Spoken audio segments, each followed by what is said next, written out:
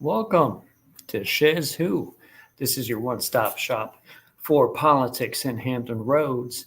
And I want to make sure that you like this episode, that you subscribe to this channel, and you come back for the next episodes, comment and ask questions as we go about our business here tonight, because that's what makes this channel grow, which would make how much you're able to learn about politics in Hampton Roads in Virginia that much better. I also want to shout out, of course, my wife, Andrea Dixon, who founded the channel. The reason why I'm doing this show, her awesomeness is untold, and that's why I want to keep celebrating that every chance I get. I also want to shout out Miss Ellen's Homestyle and Barbecue Express LLC. Her two locations are in University Shops across from Regent University in Virginia Beach on Indian River Road, as well as their Portsmouth Boulevard location in Portsmouth, Virginia, where I live. I'm a huge fan of the catfish and of the whiting and the macaroni and cheese, all the great fixings. So that's the perfect food to go with your nightcap of politics. So head on over to Ellen's Homestyle and Barbecue Express. Also want to shout out to Mr. Seiko Varner with Positive Vibes Incorporated. We do credit fixes, we do tax resolutions, we lend private money, we do debt consolidation. He heads it up, so contact positivevibesfinancial@gmail.com or 757-932-0117 and make sure that you get in contact with Mr. Seiko Varner. So I watched a little bit of the DNC last night. I'm greatly impressed with some of the speakers. I hadn't ever heard Shapiro speak, the governor from Pennsylvania, so I'm glad I finally got to hear that. I'm going to hear more of him in the future, I believe. I'm a really big fan of Wes Moore, so look out for Wes Moore down the line. He should be great for the Democrats going forward. He's already doing great jobs in Maryland. Tonight, of course, we get to see the potential future president, the Vice President Kamala Harris, take the stage at the DNC. So make sure you tune in for that after this show. Of course, tonight's show is going to bring on another Virginia Beach City Council candidate for the same district as what we had for last night, which is District 8, which is currently served by Chris Taylor in Virginia Beach, but he's running for mayor. So there's now a special election to fill his seat. Last night we had on Phil Hines. Tonight we're going to have on Cody Conner, and I'll bring him on right now. Mr. Cody, how are you tonight, good sir? Doing good, Conrad. Doing good. Hope it wasn't too strenuous of a day. I was able to head out from my home here in Portsmouth down to the Princess Anne Rec Center in Virginia Beach to do another shift of the rec center camps for the out-of-school time program at Park. So it was a good day for me. I hope it was a good day for you. Well, especially this time of year as a maintenance supervisor, every day is very, very busy. Yeah. And so today was really no different. I had a whole lot going on today, but a very productive day, and that's always a good day. I do love great productive days. So I'm glad you were able to have that today. This is also going to be a good chance for me to find out more about yourself. I knew a little bit more about Phil. I've seen him around in public before. I've spoken with him before. This is the first time that you and I get to converse face-to-face in this fashion. So let's start off with a little bit more about you. What do you do in Virginia Beach? What's your Virginia Beach history? So I've lived in Virginia Beach for 2 years now. Brought my family out here. I mean, honestly, COVID tragedies brought us out here. First, COVID caused us to move once. Fires caused us to move again. And then I brought my kids to Virginia Beach specifically to go to Virginia Beach schools. That is the reason we moved to Virginia Beach. And really for us, right away, it became home. And that's only sunk in more as over the last couple of years that we've been here. I mean, the big reason why I'm taking this opportunity to run for city council is because having finally got my family to a home, I want to serve and make that pace better. Well, if you don't mind me asking, I've been here for about 2 years. What has been your most favorite parts of learning about Virginia Beach, businesses to shop at, places to hang out at? What's the coolest part about Virginia Beach so far? So, one of the things that I really love about Virginia Beach for me is I was born on the West Coast, and I've got to experience, Venice Beach and a lot of those other big beaches.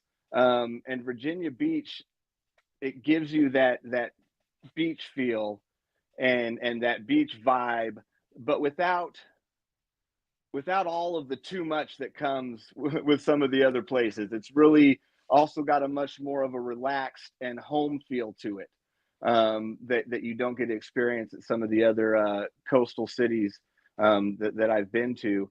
And I think that's a big reason why Virginia Beach really became home and felt so much like home for me and my family. Is it had those things that I loved about other places without a lot of the things that you didn't love, if you will. True, true. A lot of I grew up in what is the Salem area, so Salem Middle, Salem High School, Glenwood Elementary School back in the day. Um, what used to be called, I think, Centerville in terms of a district, but now goes by the numbers. So that's where I hail from. A lot of my favorites, of course, is going to the beach, but I guess this could be part of a good question in the future is about great things about Virginia Beach, making it better. A lot of my friends left the city after high school because it's just they would use the phrase boring, but I think a more economic way is that it's just not as much reason to keep us here as a group. So I'll see if I can bring that up a little later. But I know that, as you just said, you've been here for about 2 years. You last year made a bit of a viral moment when speaking to Virginia Beach School Board. So I want you to take the reins here and to give us a little bit more background about that, what you said, what the topic was, all that. Well, I mean, I guess, I should start with how I started speaking at school boards, because I didn't go viral until I'd been speaking at school boards for over a year, basically. And, having finally found a home, to see some of these policies that come out that, for me, um, affect my family specifically, being that we have a trans child. Um, and just not wanting to be, not being able to run away anymore, not having that ability like just so many people have, but wanting to fight for the place that we'd come to, for the place that we fight for our home, and fight for our right to be in our home, or for that home to be a safe place for all of our children. And so that's why I started speaking there. And then that speech that went viral specifically, I mean, I guess I just hit some good quotes, but I think it just really spoke to people. You had a lot of, you have these moms for liberty groups, a lot of these groups that are really in a lot of ways attacking a lot of things that people hold dear.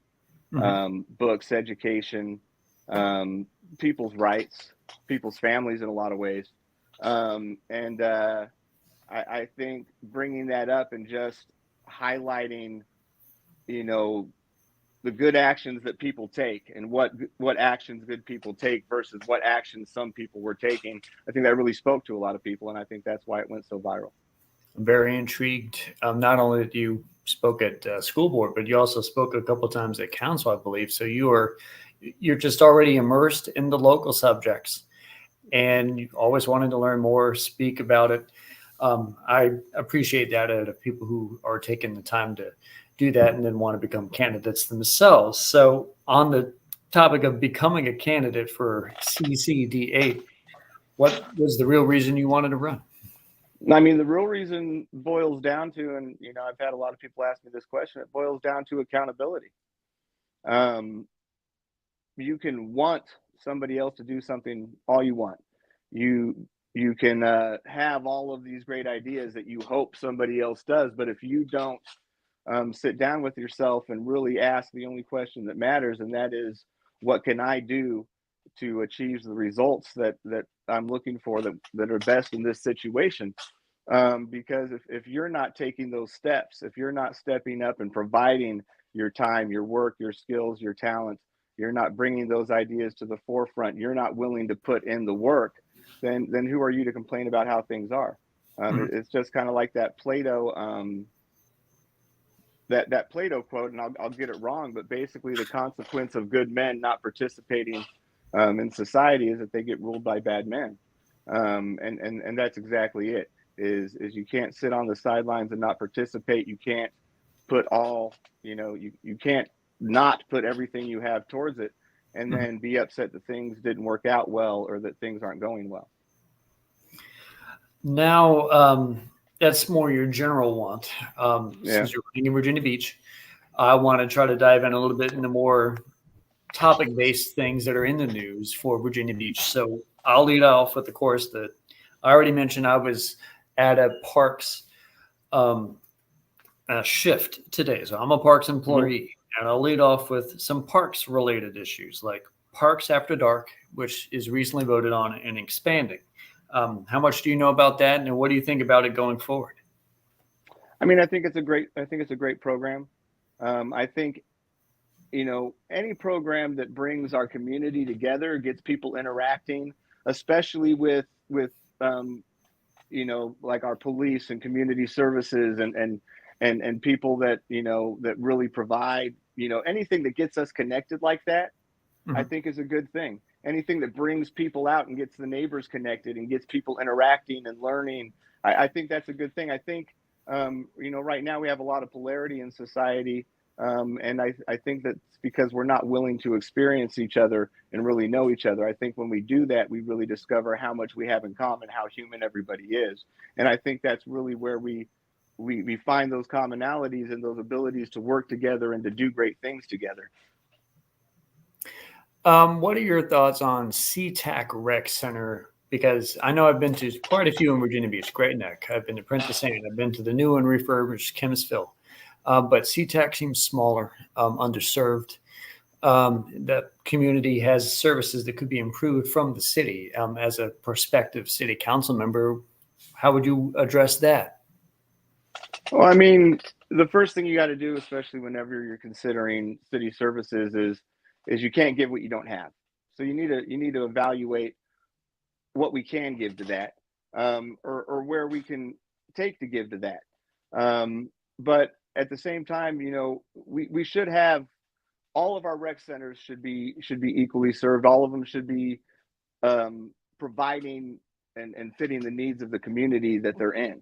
And if we have facilities that aren't doing that, then we need to address that. We need to at least put plans in place so that we know that it's being addressed. We can't just ignore degradation in our buildings, in any of our buildings, really. I believe the SeaTac Civic League, which I've seen, they're very active Civic League in the city.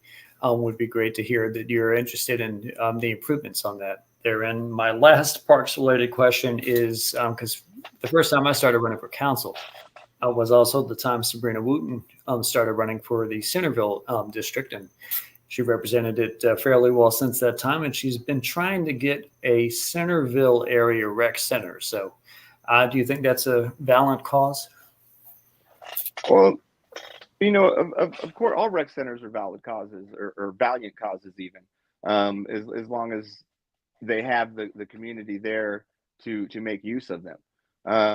And so we should always be looking at trying to find ways to provide services, especially healthy living opportunities and healthy living services to our community. Once again, it's one of those things where if it's what we really want to do, then we need to start taking the little steps for it. And start building the budget and the resources to make that happen. Because that's what it is. You see a lot of these conversations, and we have a lot of yes/no conversations. I really think that there's needs to be way less all or nothing conversations, because a lot of these things, it's understanding that things like putting a rec center out it's good for the community, especially if the community has a need for it, especially in the city of Virginia Beach, where we're ranked very low for healthy living.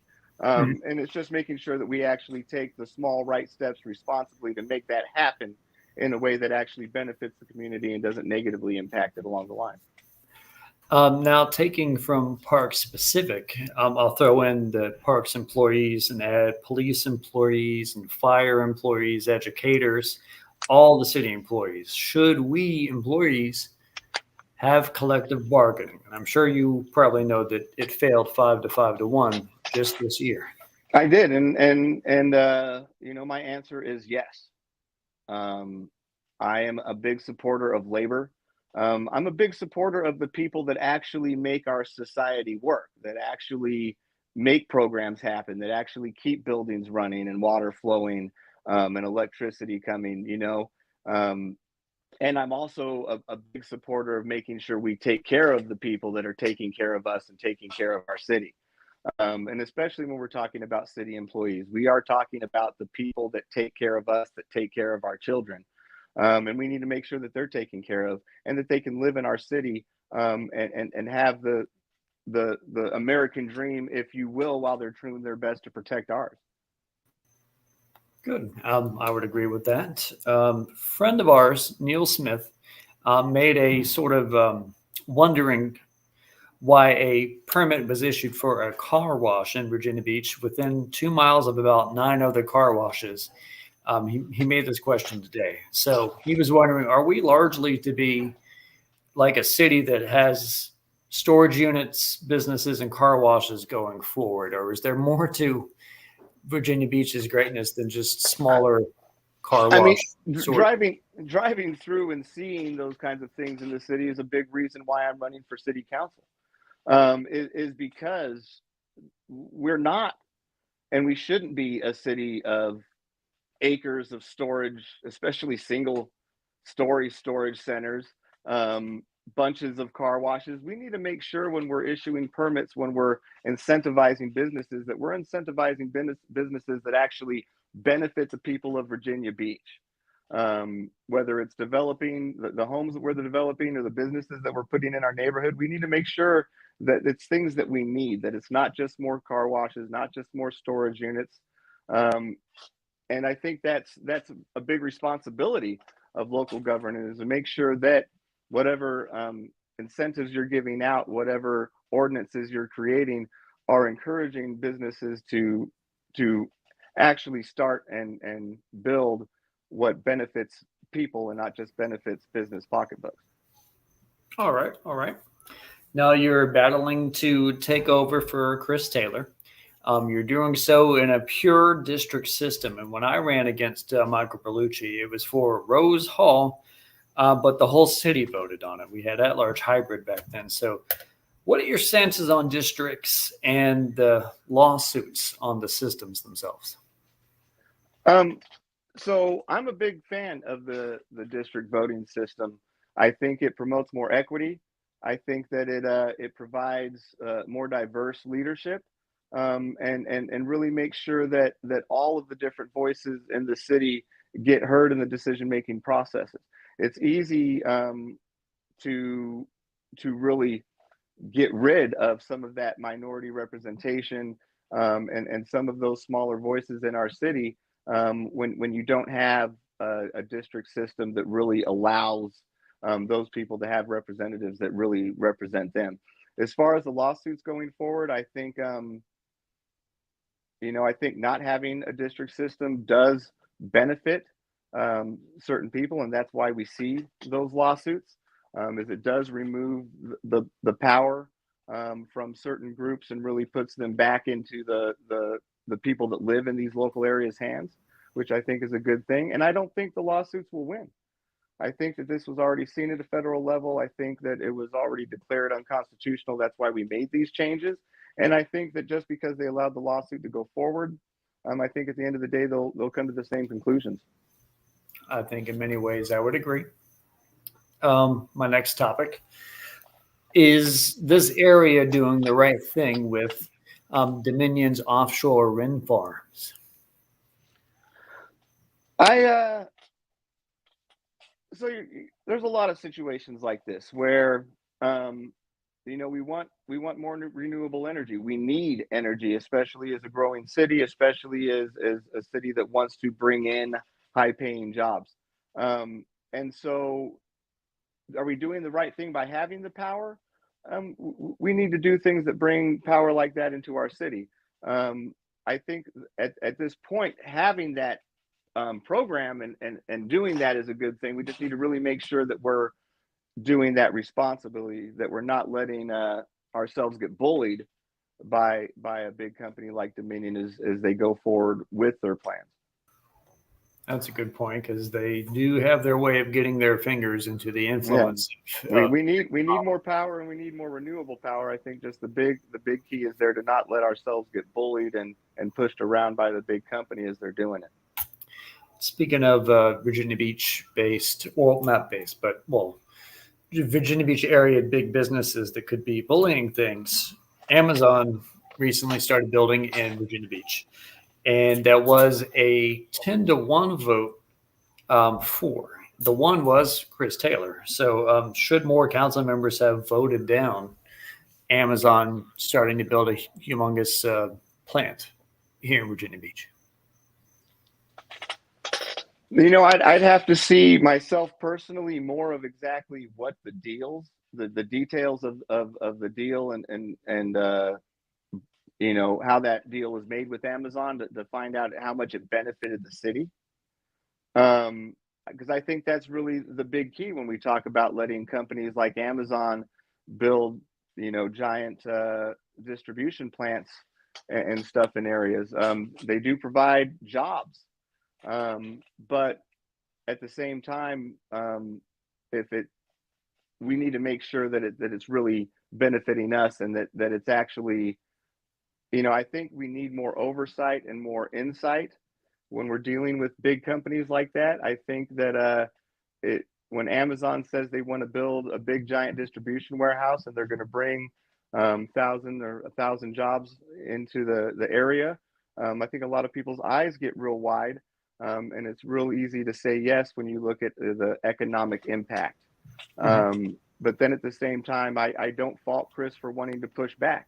I think that when you're dealing with these big companies, you need to be pushing back, and you need to go into these deals very, very carefully. You can't just sign off on a big splash deal like that because it's going to make big news and Amazon's going to have a big warehouse here. Yeah, and I would and I let this be known to Chris that I would give him full marks for that vote, even though I'm more progressive, way more progressive than he is.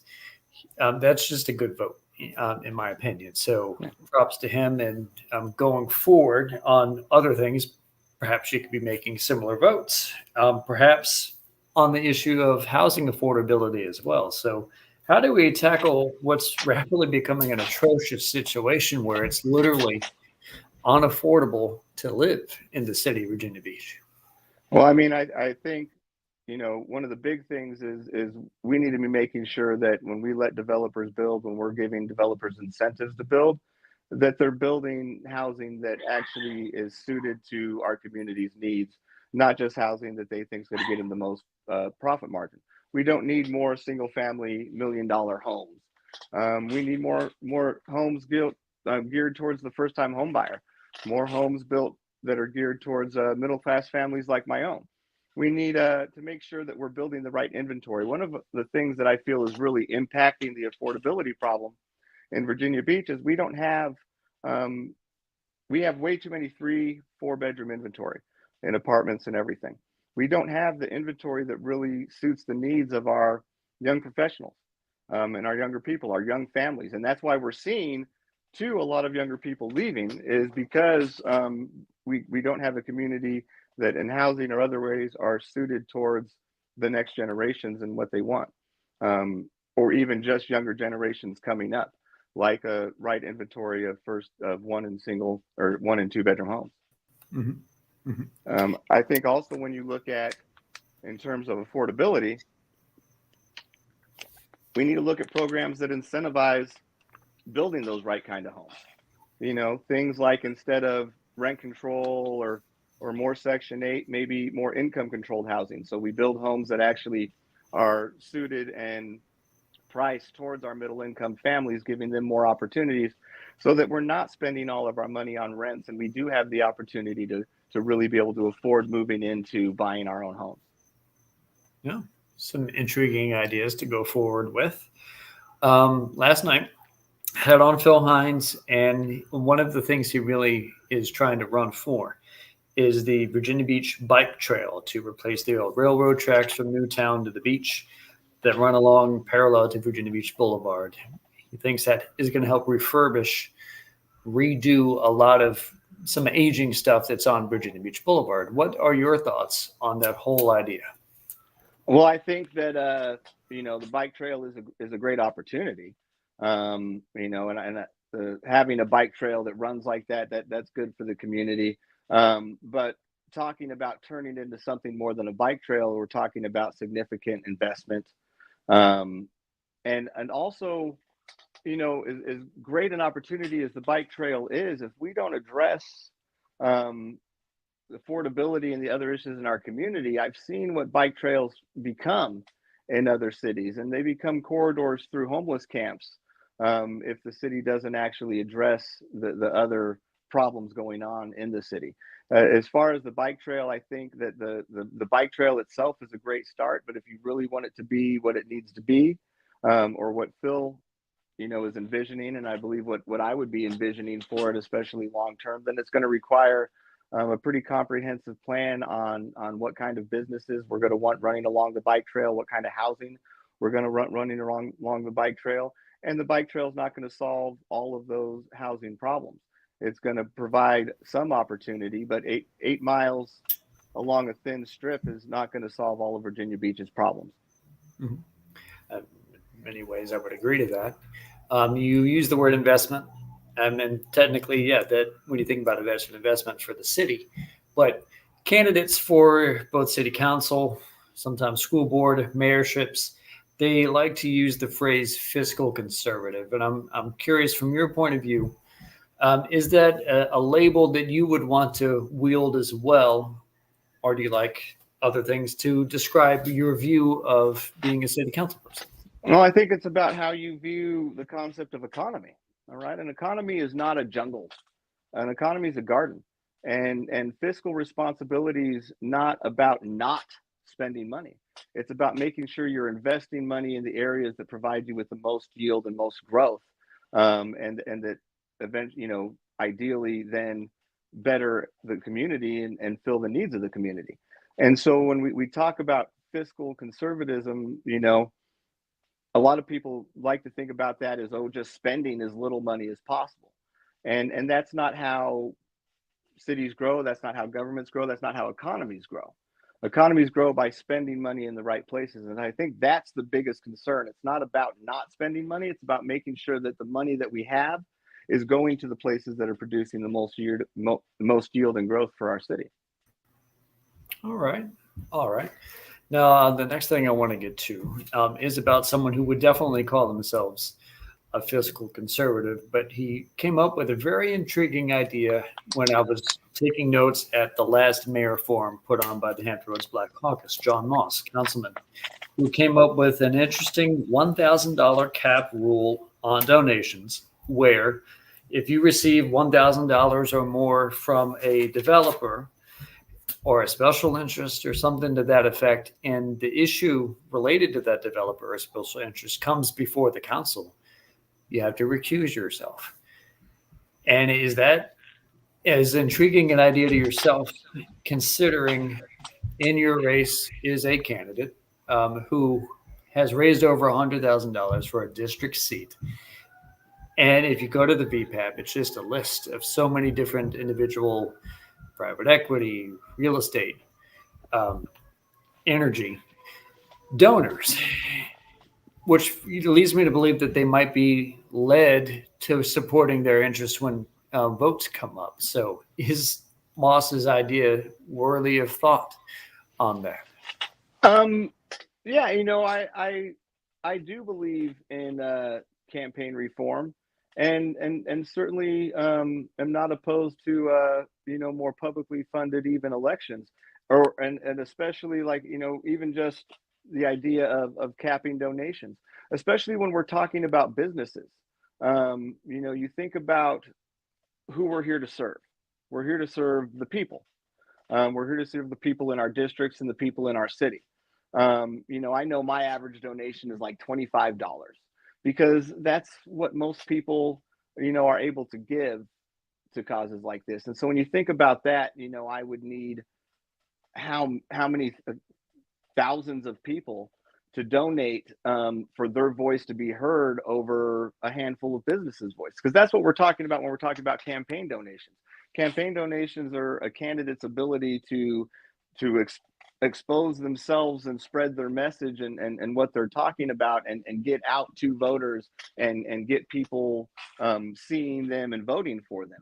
And so when you have companies that can invest tens and hundreds of thousands of dollars into small city council seats, it really gives them a competitive edge and being able to pick who's running your government. And so in a lot of ways, I think that certain caps and certain things that even out campaigns and actually give the voters, the actual regular people, voters, more of a voice in what candidates that they want to be seen and supported is not a bad thing. I do think that it's important that we give the voice back to people over businesses. I definitely like the sound of that. I definitely have several more things to do rapid fire with you, but I want to take this moment to get the share screen up because your website here has a nice breakdown of Conner for Virginia Beach. I want people to go look at that website, read it over a little bit more about Cody as you get ready to go into your took me a little while to make that website. It's better than mine was back in the day because, to be honest, I should have put more effort into building one that looks as good as this does. Here you have the connected, affordable, protected, and educated descriptors there. Would you like to take a second to break them down for us? I mean, yeah, I like to, I guess it's a little goofy or cheesy, but I like to say that Virginia Beach is so super it needs a cape, and this is my cape program. Virginia Beach deserves to be connected, it deserves to be affordable, and it deserves to be protected and educated. When we talk about connected, we talk about things like public transportation, like walkability, like safety of our roads. We have in the Hampton Roads area, less than 1% of jobs can be reached within 30 minutes by public transportation. I want to say it's only maybe like 4% of them can be reached in an hour. I have people on my staff that spend a huge percentage of their income getting back and forth to work just because their car broke down. So now they're renting cars and now they're taking Ubers every single day because there's no way they could make it there on the bus without it costing them another 4 hours of their life that they don't have because they have kids and families. And so, no, I don't think we necessarily need to blow the bank and put $1 billion for 5 miles of light rail or anything like that. But I do think that putting more investment into our public transportation so that it goes more places more often, services more people, would create a lot more equity and a lot more opportunity for a lot of people in our city. When I talk about affordable, we're talking about housing and we're talking about jobs. We're talking about making sure we got the right housing makeup. We're talking about making sure that we got more affordable housing options, but we're also talking about making sure we got better paying jobs and more job opportunities because nothing makes things more affordable than people being able to make more money. And then protected, we're talking about public safety, and we're talking about the safety of being able to walk on our roads, walk in our city. We're talking about the safety of being able to drive in our city. We're one of the most dangerous cities for young drivers, and we're talking about the people that keep us safe, right? We're talking about our firefighters. We're talking about our police. We're talking about the people that keep our children safe, our teachers. The people that we call in emergencies, and those just aren't medical and safety emergencies. That's when the house is flooding. That's when the street is flooding. That's when the water is cut off. We're talking about our public workers, and we need to take care of the people that are taking care of us, and that's why I support collective bargaining. And then when we talk about educated, well, everybody knows that I'm a huge supporter of schools. And I think a big part of that is not only should our school and our city council be more interactive so that our city can better provide for the needs of our schools. But out of the Hampton Roads, we're the largest city. We have the largest schools. We have the 5th lowest budget. All right, we need to be making sure that we are providing the resources and the support to our schools, to our teachers, to really be providing our kids the best education in quality, safe environments. Indeed. I like all of those things. I like being able to tackle those one-on-one. I'm going to scroll down here a little bit more to, got that up there. And what else we got? What people are saying. I got a couple of quotes from people in the area about Mr. Cody, and contact information as well.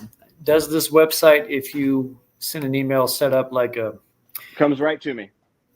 would come to you, but then if you have updates, do you email people who subscribe to it, or what? So we're building the team as people reach out to me. I'm building those lists, and we're building call lists. And so yes, if you reach out to me and you want updates, I will be sending out updates as we build those lists. Yep. So remember, folks, look up the website, which is, of course, um, Connor4VB.com, so you can learn more, but also get more updates. It's important for you going into election season. And now back into my rapid fire here. Let's go to Rudy Loop and your idea about the plans for what exists for it now and where it should go. Well, I mean, I think people have been pretty clear they want a park at Rudy Loop. I'm on board with there being added parking. I think parking, the way parking is organized in the city, could be done a whole lot better. We have a whole lot of space dedicated to parking that could be consolidated. I think my big interest is, I'm always excited for parks and something a little bit new and different, and maybe even a less commercial down in the area. I just really hope that we of course build it responsibly, and that we find ways to make it something unique and really desired and visited by the people of Virginia Beach. That could definitely be something that's considered pretty bipartisan when you think about it. Yeah. Because I know Rosemary Wilson, who's Republican, Marco Bellucci, Republican. They have stated that they're for the idea of making this like a larger park type apparatus, and not very filled with hotels and parking garages and stuff like just the rest of the ocean front is. So there should be pretty good momentum on that going forward.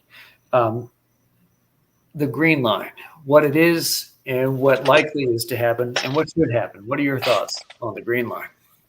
So, when it comes to development, we're not a highly densely populated city. We're fairly low density across the area. We have so many opportunities for infill and redevelopment, to kind of create strategically more dense areas that benefit the city in general.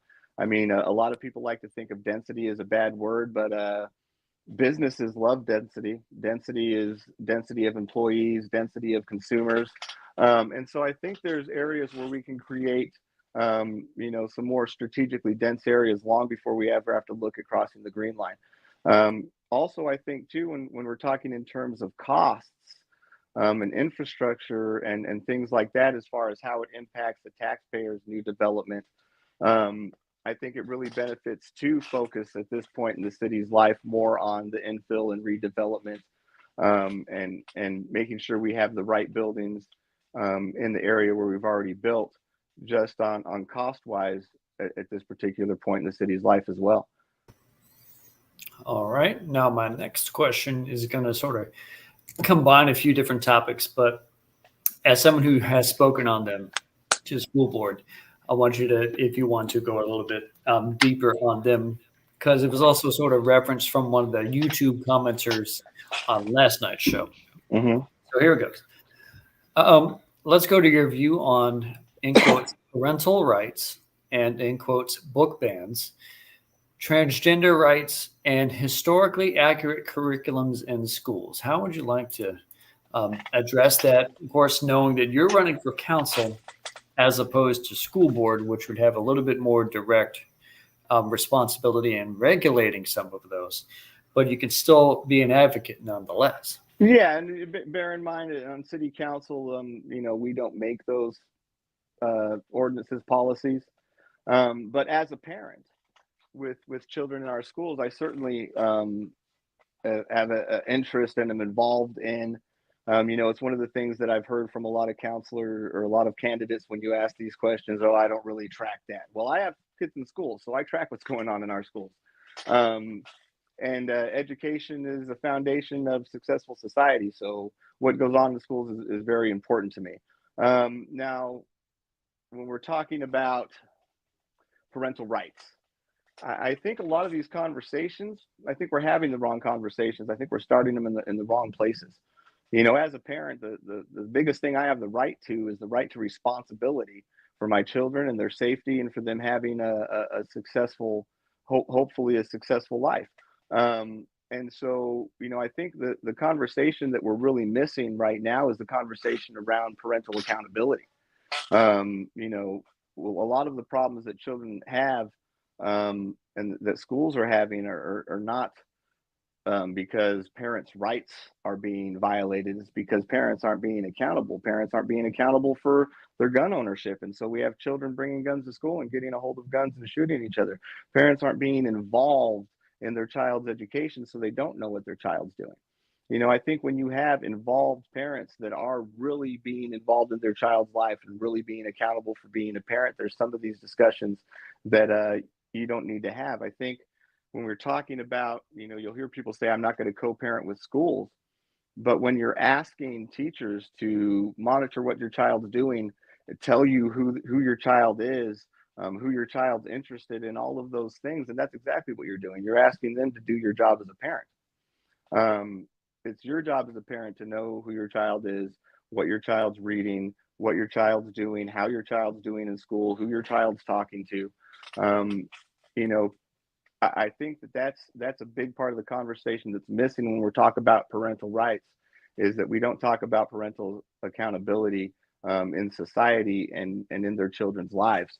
And I think that a lot of these parental rights policies are just actually taking away a parental accountability and giving it to teachers. Teachers are teachers. Mm-hmm. They're not there to parent your child. They're not there to counsel your child. They're there to hopefully get your child to learn. The rest of it's your responsibility as a parent, and we need to keep that responsibility in the parent's court.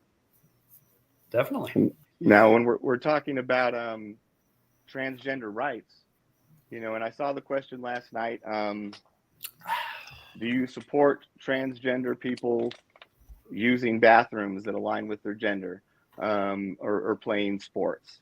Mm-hmm. And I think, once again, we got to start that conversation at the right place. Everybody uses the bathroom. That's not a controversial topic. That's not really up for discussion. That's a biological mandate. Everybody has to use the bathroom, and everybody has the right and deserves to have the right to use the bathroom wherever they are safely. When we talk about the conversation of safety, for some reason, there's this misinterpretation that trans people using the bathroom has made bathrooms unsafe. No, statistically, bathrooms are way more unsafe for trans people than they are for anybody else. I know a lot of trans people, and I know a lot of people that will hold it for hours rather than use the bathroom because they don't have a place that they can feel safe using the bathroom in public. And so I think, the conversation should be about making sure that people have safe places to use the bathroom, not about denying people's ability to use bathrooms, denying people a right to use bathrooms.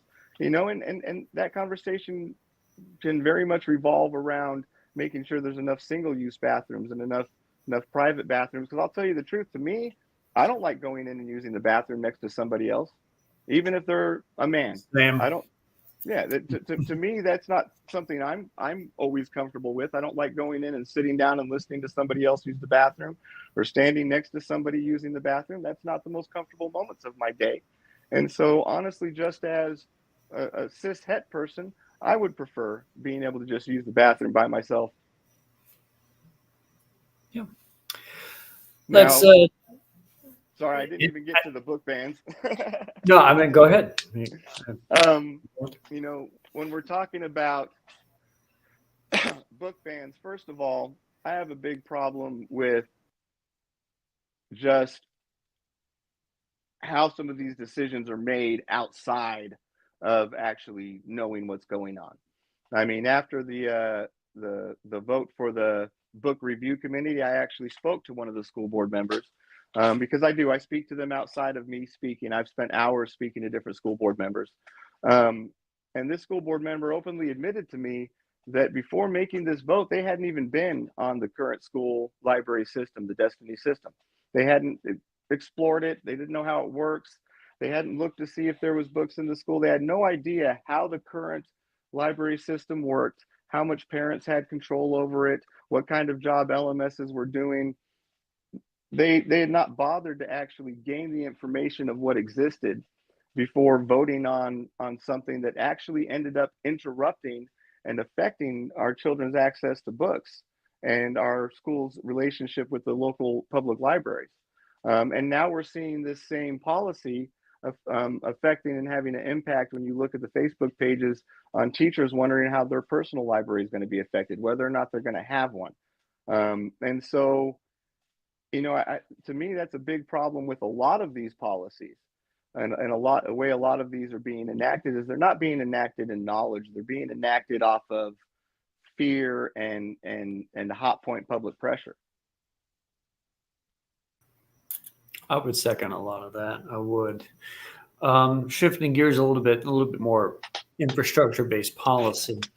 The flood referendum, I know how much we voted to support it. It got over 70% support for a little less than $600 million in debt for flood mitigation projects, which now feel delayed, and they feel like there's hundreds of millions of dollars being put on top for increasingly more projects. So your thoughts going forward as a prospective person who might have to put votes down on paper for this topic? So, yeah, when we talk infrastructure, I've been in facilities, I've been in housing, I've been in maintenance for, over a decade. I've been in the trades for over 2 decades. When we're talking about these things, I think a big part of what we're paying the price for now, why we're seeing this huge need and it's these huge costs, is lack of maintenance in the past. I think the most important part about these flood mitigation projects is that as we spend this money and as we make these things happen and we do things to mitigate flooding in these different areas, that we also make sure we're doing the long-term plans and the long-term programs and supports needed to maintain the projects and all the money spent doing this. Because that's a lot of things when we talk about flooding, we talk about drainage all across the city. One of the biggest things that I've experienced in neighborhoods that I oversee and in areas through the city is lack of maintenance, lack of dredging, lack of making sure that water does still have places to go. And so no matter how much we spend on it to get things right and to get the water out and away, we have to make sure that we're doing the right things so that we don't end up in the same spot we are now, where we're having to stack hundreds of millions of dollars to fix problems. And another version of infrastructure that's going to possibly be hundreds of millions of dollars in overruns, and maybe over the decades, billions of dollars in overruns, is school modernization. This is going to be something that we need to address, but what is the better way to do it? So when you're looking at school modernization, first of all, you have 2 parts of this discussion, right? You do have to make sure that you're serving all parts of the community equally. So you can't start, you can't make all sorts of new schools and then do nothing to other schools. But I think there's a lot of places where you can be more creative outside of just building brand new schools. There's renovation strategies that can make schools almost like new, and I think there's also a lot of areas where we need to look at not just the buildings themselves, but the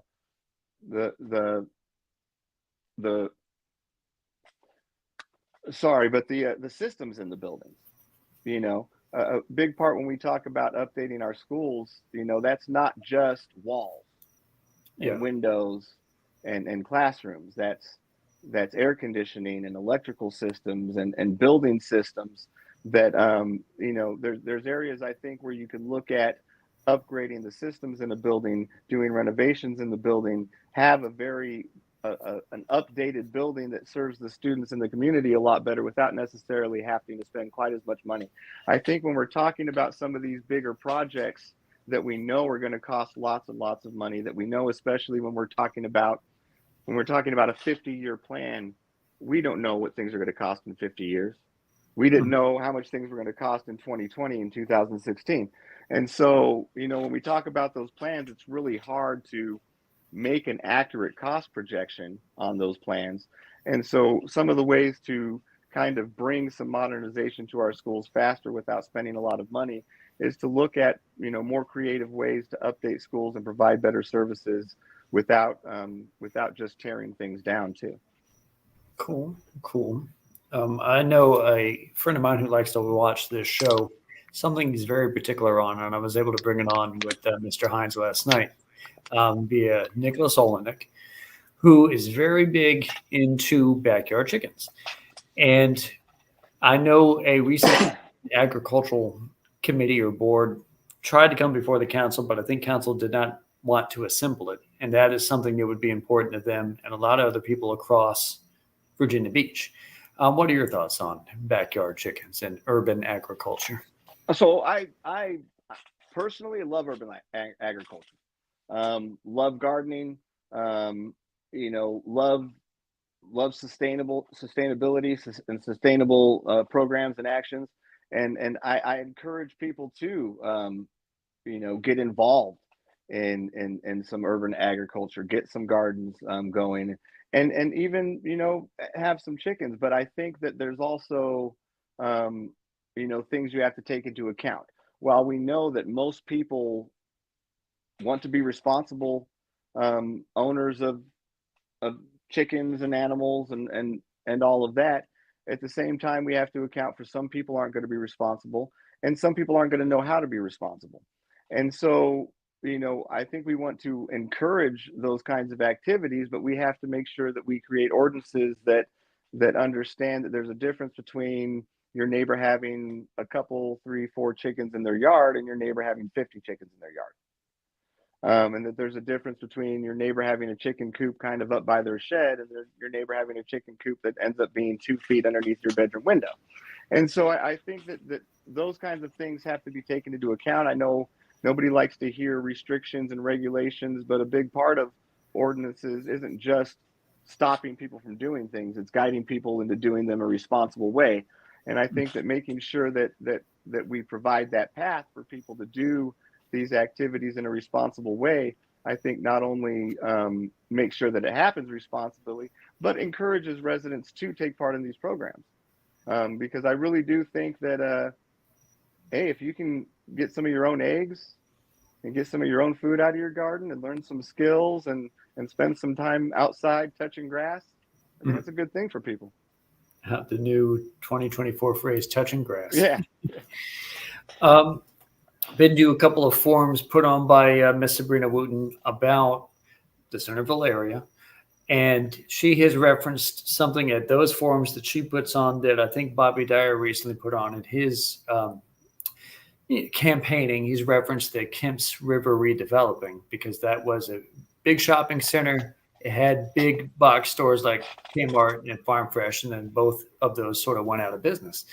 And now they needed to figure out new ways to use that shopping center. There's thinking about housing and stuff down the line in that little area. Do you think that that's a good idea for other places that might have big box stores that fall apart and you need to replace it with something?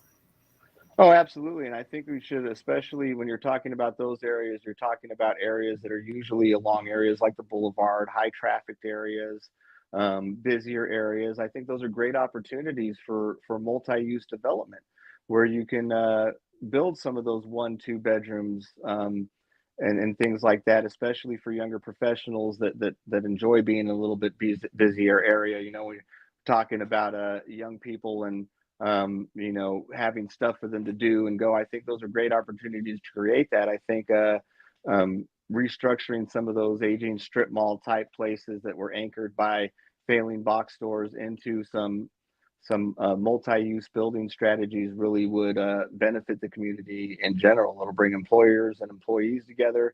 It makes consumer access to businesses better, and I think combining those two, as we see in a lot of other cities, is a real good strategy for those areas.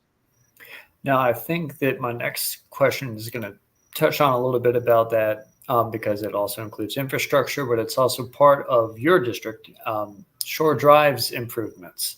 What have you seen about them? What do you think they're going to do? How they're going to help? How would you vote? Type stuff like that.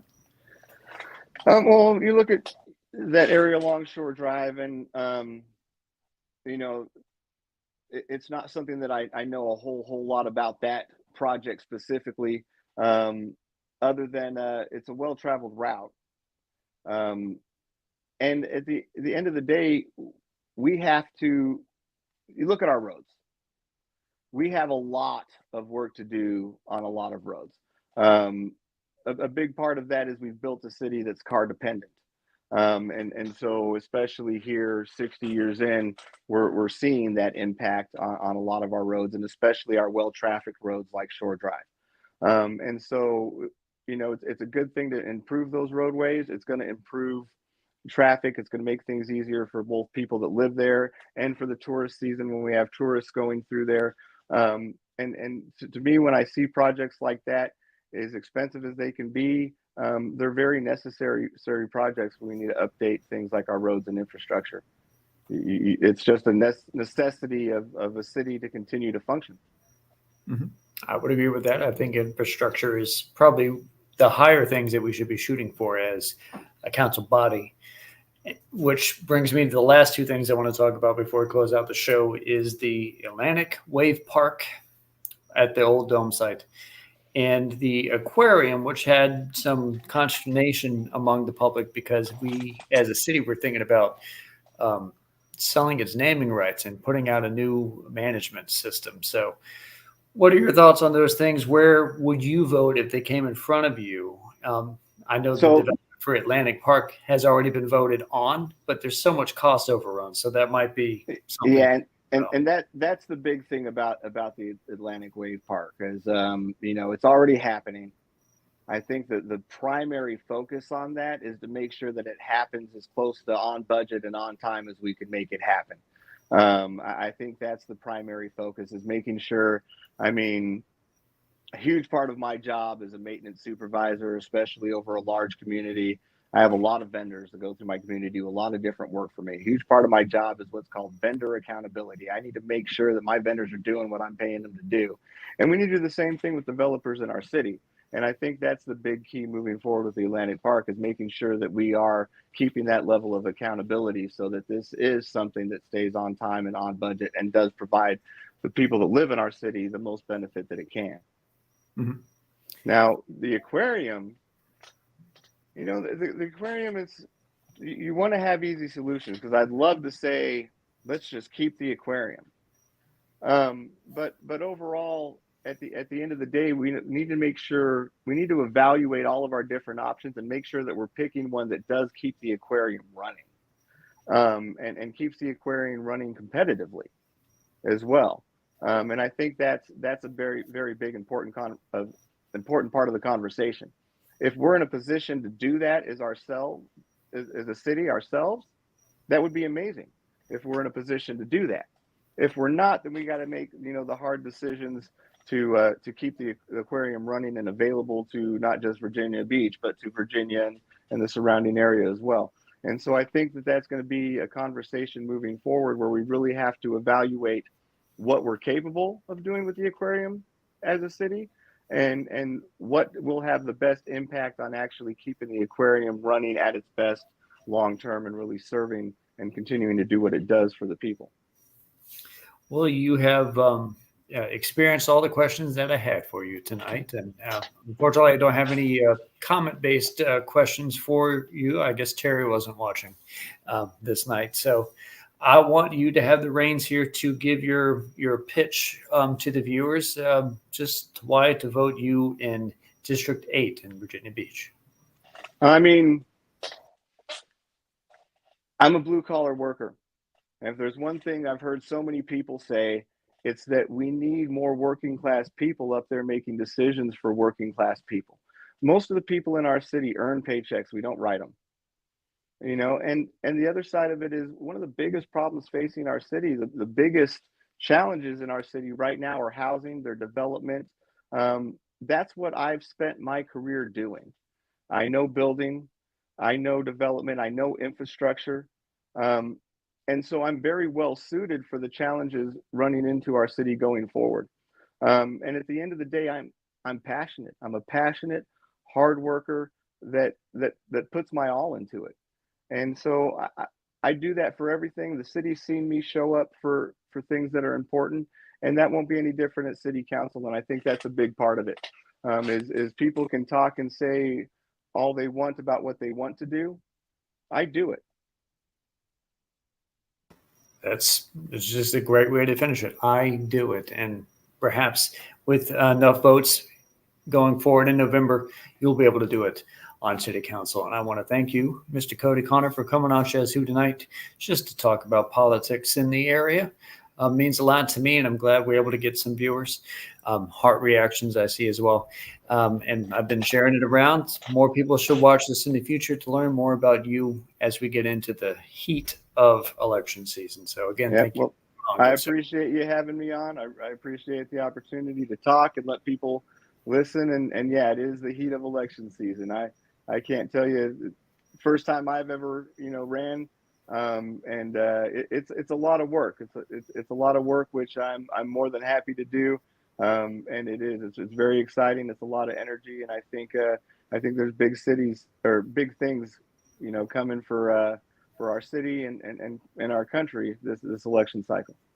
Indeed. And again, thank you so much for coming on. And I hope you just have a great Thursday night and a great weekend as well. You too, Conrad. Have a good one. Catch you next time. Folks, this has been another great episode of SchezzWho, which is on Cody Conner, who is running for Virginia Beach City Council in District 8. This is a SchezzWho episode. I want to thank you guys for watching tonight. Make sure you like the video. Make sure you subscribe to this channel. Make sure you get a chance to leave commentary when you can. Perhaps people who are on as guests could answer future questions for you.